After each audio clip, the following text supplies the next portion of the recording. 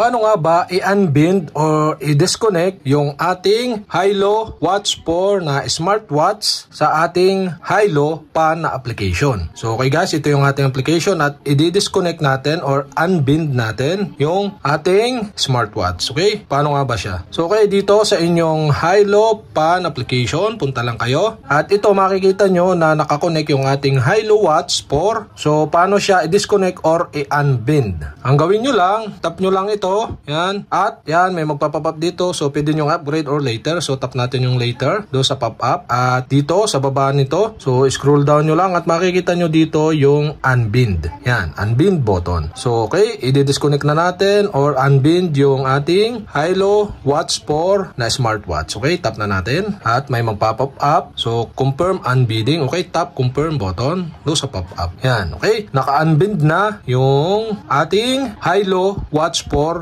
dito sa ating high-low pan na application. So okay guys, ganun lang kadali mag-unbind. At kapag may mga katanungan kayo, mag-comment lang kayo below at kapag hindi ko pa kayo subscriber, mag-subscribe lang kayo sa aking YouTube channel. I-click nyo lang ang subscribe button at ang bell para updated kayo sa mga video tutorial like this. Okay, salamat sa panonood.